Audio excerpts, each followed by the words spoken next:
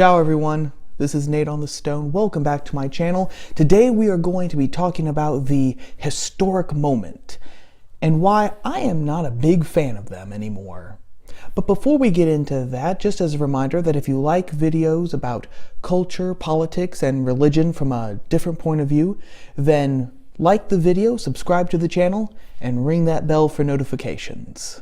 The 2018 midterms were one for the history books. Or at least that's the impression that you would get from reading a lot of the stories that have come out since the election. 2018 was declared to be the year of the woman because 102 women were elected to Congress who have already formed their own group on Capitol Hill called the Badasses. And there were also so many firsts. Sharice Davids became one of the first two American Indian women to be elected to Congress, and she was the first openly LGBTQ Kansan to be elected to the House, so you got two for the price of one. Ilhan Omar and Rashid Taleb, anyway, they were the first two Muslim women to be elected to Congress. Alexandria Ocasio-Cortez, the protege of Bernie Sanders, was the youngest person elected to Congress, and Jared Polis was the first openly gay man to be elected to a governorship, in this case, in the state of Colorado. What a night, right guys? One for the books. Except I really don't care. First of all, I think that we should all be able to agree that leaders are supposed to be elected based on their ideas. I know that that doesn't always happen. Heck, today it might actually be the exception to the rule. But that's still the ideal. It's why candidates still debate each other instead of having beauty contests or going into gladiatorial battles against each other. But focusing on the so-called historic moment, on this is the first time that this has ever been done, or so-and-so from such and such a demographic is going to be elected to such and such an office, it makes us disregard the ideas that are actually being discussed.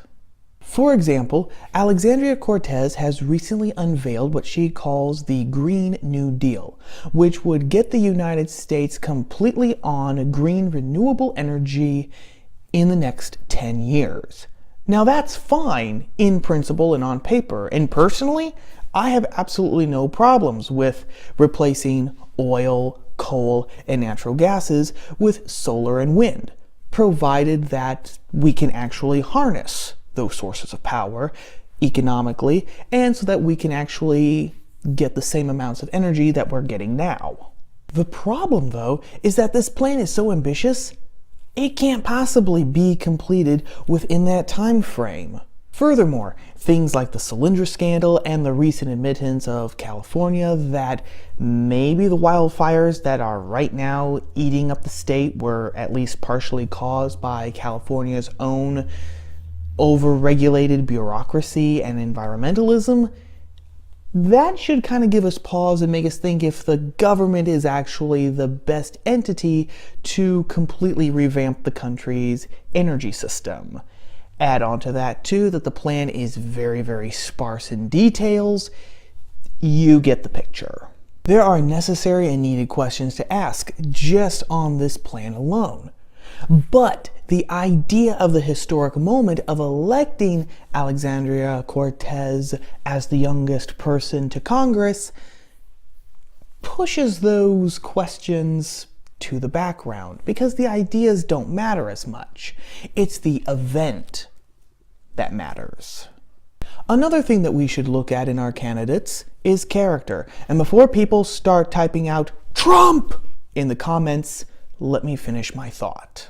Ilhan Omar, who I mentioned before, was accused during the election of committing immigration fraud by marrying her brother, whom she divorced in 2017.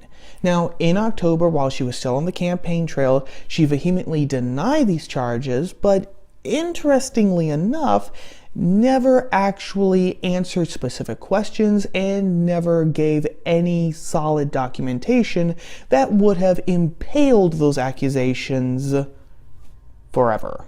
And while that claim might still have a big question mark over it, there's really no question about her anti-Semitism. On Twitter in 2012, she said that Israel had hypnotized the world, and that only Allah awakening the world would allow people to fight its evil. She has never actually distanced herself from that tweet or that sentiment. Also tellingly, during the campaign she said that she was against the Boycott, Diverse, and Shame campaign against Israel, but now has come out all for it. On a similar note, the other Muslim woman elected to Congress, Rashid Tlaib, celebrated her victory by dancing with the Palestinian flag, which is something that no American should do. I don't care if you're from Ireland, or Italy, or England, or Greece, or Germany, or France, or Mexico, or Russia, or Peru, or anywhere else. But the historical moment has to be appeased, and so all questions about any of these sort of things has to be swept underneath the rug. In a nutshell, the historic moment is just another form of identity politics, because what it's really telling us is that we need to be focused on secondary characteristics like sex or skin color or ethnic background, instead of important things like ideas and policies, just so that some check mark can be made and a footnote can be put into the next edition of the history books. So that's why historic moments aren't good for elections, but they're just as bad for history too. Now, you might be able to argue that everything that ever happened in the past is historical because history is the story of everything that has ever happened.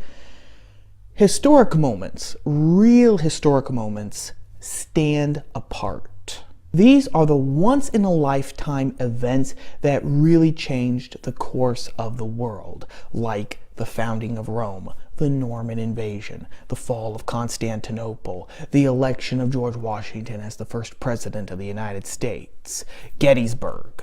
And true, there might be some historic moments that didn't change the world to the degree that some of those events I just listed did, but which deserve to be remembered and deserve to be called historic moments just because of their intrinsic quality.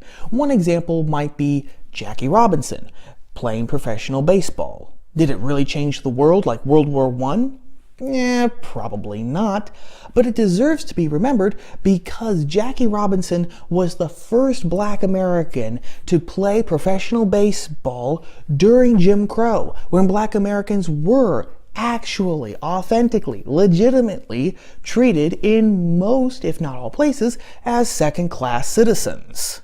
But what happens when historical moments become a dime a dozen? Well, they lose their uniqueness and their gravity. When everything can become a historical moment, then nothing really stands out or lasts as a historic moment. And when everyone's super, no one will be.